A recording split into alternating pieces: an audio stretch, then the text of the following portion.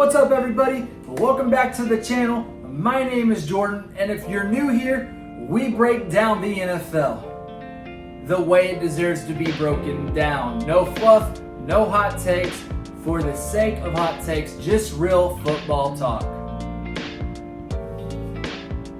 Today, we're talking about the Minnesota Vikings, and look, everyone's locked in on Kyler Murray coming to town.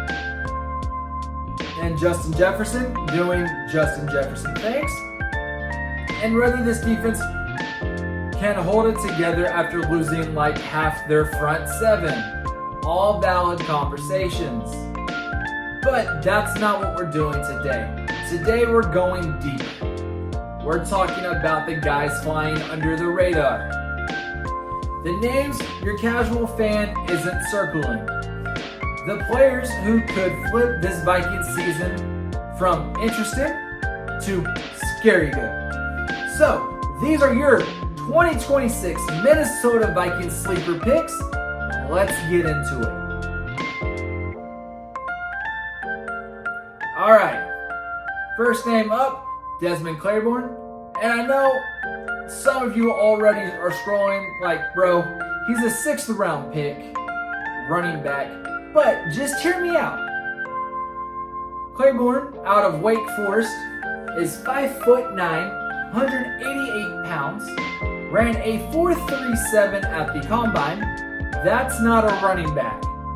That's a wide receiver number. The man has sprinter's track background, and it shows on tape. Now, yes, he's coming into a backfield with Aaron Jones and Jordan Mason. But here's the thing. Jones is over 30, and Mason, love him as a power back, but he is an active liability on passing downs because of his pass blocking struggles. That's the door Claiborne walks right through. He caught passes out of the backfield at Wake Forest, racked up 21 rushing touchdowns over his last 2 seasons, and PFF fantasy analysts are already calling him a dynasty sleeper, comparing him to guys like Justice Hill, a receiving specialist who finds real value.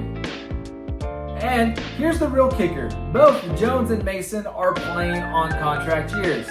Minnesota drafted Claiborne for a reason.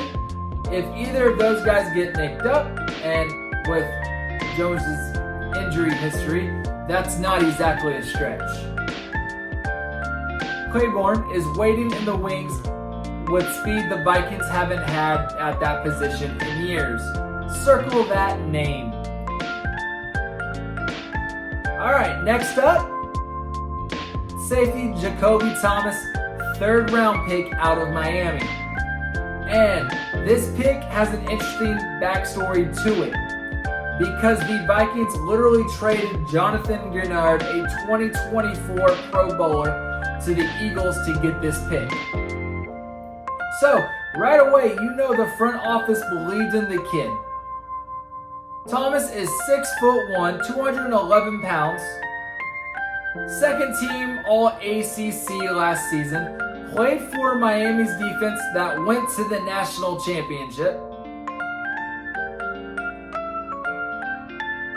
And the early reviews from minicamp, his teammate Josh Metellus called him flat out electric. Now, here's where the opportunity gets real. Harrison Smith, the 6-time Pro Bowler, who has been the heartbeat of this secondary for 14 years, is potentially heading for retirement. If Smith walks, there are 2 high snap safety spots up for grabs. And Thomas is in the competition alongside Jay Ward and Theo Jackson. Brian Flores specifically praised Thomas's football IQ and called him a great blitzer and communicator.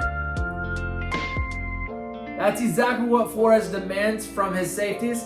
This isn't a guy who's going to sit and learn for 2 years. The situation demands that he plays.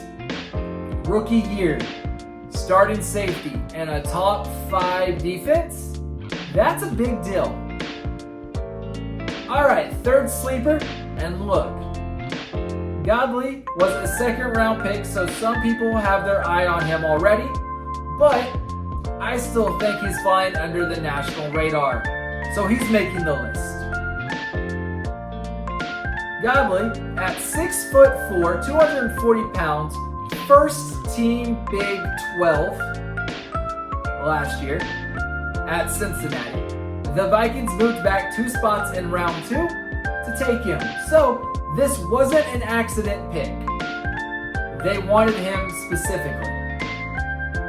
And here's why he matters to the Vikings. The Vikings lost Jonathan Grenard off the edge, and Godley has reportedly been lining up both at traditional linebacker and on the edge in early OTAs and minicamp. At 6'4" and 240 pounds, he has the length and the athleticism to be a chess piece for Brian Flores. He loves versatility more than almost any defensive coordinator in the league.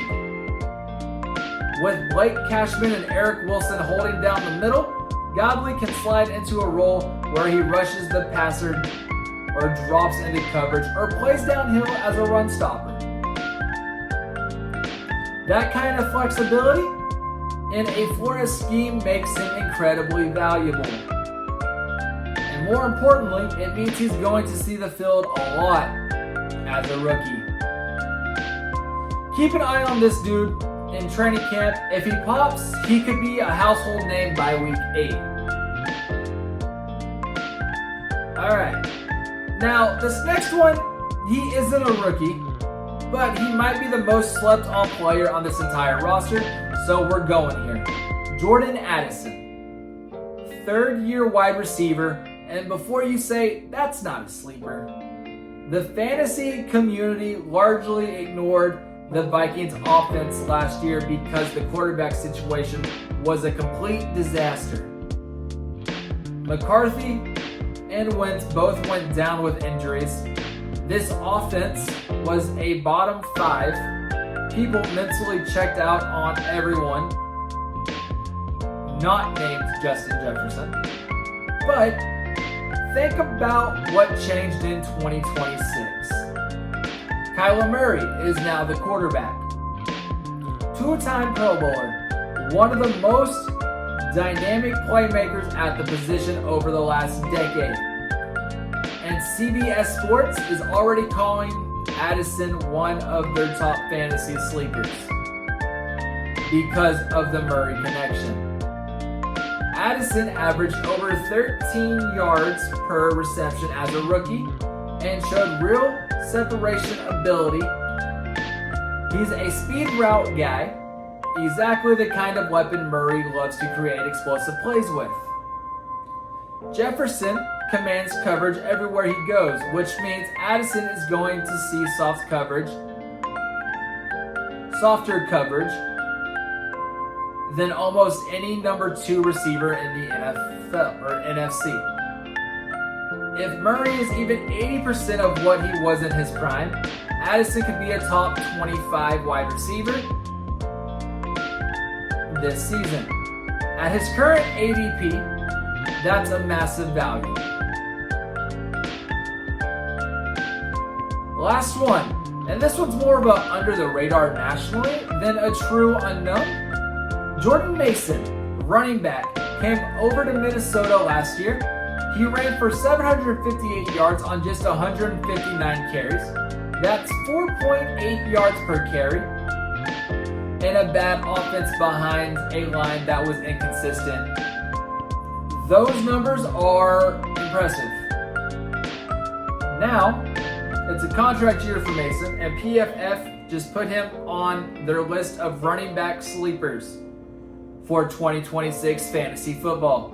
With Kyler Murray behind center, defenses can't just park in the box and dare the Vikings to throw. That opens running lanes that simply did not exist last season. If Kevin O'Connell commits to a real ground game, and with the offensive weapons that they have now, there's no reason not to. Mason has 20 plus carrying games in his future and could emerge as the clear-cut RB1 by mid-season. Alright, so let's recap 5 names you need to have on your Vikings watch list heading into 2026. Desmond Claiborne, the speedback waiting for his moment. Jacoby Thomas, the safety who was worth trading a Pro Bowler for. Jake Godley, the linebacker who could be Brian Flores' new favorite toy. Jordan Addison, the wide receiver 2 who's about to thrive in the Murray era. And Jordan Mason, the workhorse running back on a contract year with something to prove. The Vikings have quietly built something interesting here.